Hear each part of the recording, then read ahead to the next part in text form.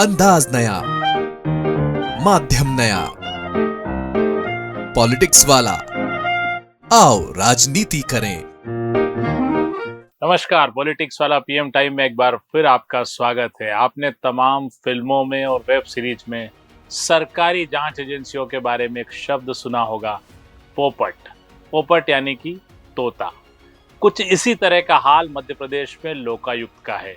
उसका भी चारों तरफ से पोपट का जैसा हाल है। लोग उस पर आरोप लगा रहे हैं कि वह सरकार के हाथ की कठपुतली है। सरकार जो चाहती है लोकायुक्त वही करता है, लेकिन लोकायुक्त भी क्या करे। लोकायुक्त की अफसर भी नहीं सुनते हैं। मामला यही है कि लोकायुक्त अफसरों से परेशान है। जांच के लिए अफसरों को बुलाता है तो वे आते ही नहीं हैं। ऐसे लोकायुक्त का क्या होगा। हम सब जानते हैं कि लोकायुक्त की स्थापना इस बात के लिए की गई थी कि वो अफसरों पर नजर रखेगा, सरकारी कर्मचारियों के भ्रष्टाचार को देखेगा और उनके भ्रष्टाचार पर अंकुश लगाएगा। लेकिन जो खुद लोकायुक्त सवालों के घेरे में है, जिसकी कोई सुनने को राजी नहीं है, वो कैसे किसी अफसर को आवाज लगाता होगा और कैसे भ्रष्टाचार पर अंकुश लगाता होगा। दरअसल लोकायुक्त ने लगातार कई बार यह शिकायत दर्ज कराई है कि हमारी बात अफसर नहीं सुनते हैं। इसके लिए लिखित तौर पर लोकायुक्त ने जीएडी को एक चिट्ठी लिखी थी 12 मार्च को, जिसमें उसने इस बात का जिक्र किया था कि अफसर अक्सर हमारी सुनवाई में उपस्थित नहीं होते हैं, उन्हें बुलाया जाता है, वे नहीं आते हैं और अपने बेहद अधीनस्थ कर्मचारियों को भेज देते हैं। ऐसे कर्मचारियों को भेज देते हैं जिनको उस विषय की कोई जानकारी नहीं होती है, न ही वो इस तरह के किसी हैसियत में होते हैं कि कोई फैसला ले सके। एक तरह से ये लोकायुक्त की शिकायत भी है और लोकायुक्त के घटते रुतबे की भी कहानी है। यानी कि मध्य प्रदेश में अफसर लोकायुक्त को कुछ भी नहीं समझते हैं, वे अपनी मनमानी करते हैं। ये चिट्ठी तो यही दर्शाती है।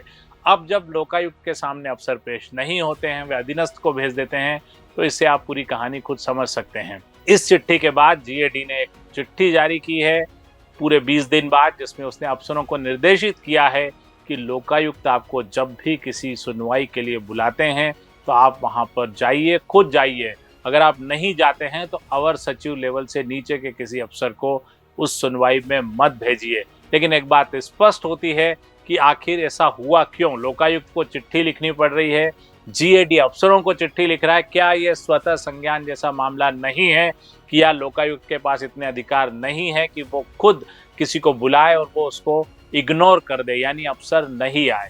इस मामले में सवाल इसलिए भी आज की तारीख में मौजूद है कि 2 दिन पहले सौरभ शर्मा को जमानत मिली है। वो सौरभ शर्मा जिसके पास अकूत संपदा मिली है, सरकारी भ्रष्टाचार के तमाम सबूत मिले हैं, जिससे ईडी से इनकम टैक्स तक ने जिसके बारे में जानकारी जुटाई है।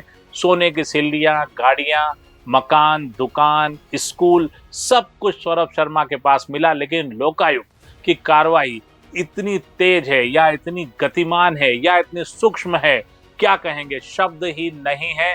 लोकायुक्त की कार्रवाई इस कदर चली कि एक मामला जो मीडिया से लेकर सारे कर्मचारियों की जुबान पर है, सारे अफसर और राजनेता जिस मामले को लेकर सहमे हुए हैं, रात दिन अपना नाम दबाने में लगे हुए हैं, डायरी छुपाने में लगे हैं, संपत्ति दबाने में लगे हैं, उस मामले में लोकायुक्त 60 दिन तक चालान तक पेश नहीं कर पाया। या जी हाँ, लोकायुक्त 60 दिनों तक चालान नहीं पेश कर पाया और इसका फायदा नए कानून के तहत 60 दिन तक चालान पेश न करने की स्थिति में आरोपी को जमानत मिल जाती है। सौरभ शर्मा को जमानत मिल गई। ऐसी कैसी लोकायुक्त, जिसे पता है कि 60 दिन में यदि चालान पेश नहीं किया तो जमानत मिल जाएगी, उसने उस सौरभ शर्मा को लाभ दे दिया जिसके पास तमाम गवाह, सबूत, राजदार सब मौजूद हैं। इसी से समझ में आता है कि लोकायुक्त पर सवाल उठते हैं तो वे यूं ही नहीं उठते हैं। पूर्व मुख्यमंत्री दिग्विजय सिंह ने तो जब सौरभ शर्मा की गिरफ्तारी हुई थी उसी वक्त कहा था, अदालत को भी लिखा था कि इस मामले में कोर्ट के किसी रिटायर्ड जस्टिस को सौंपा जाए, लोकायुक्त कुछ भी नहीं करेगा। और लोकायुक्त ने ऐसा ही कुछ किया।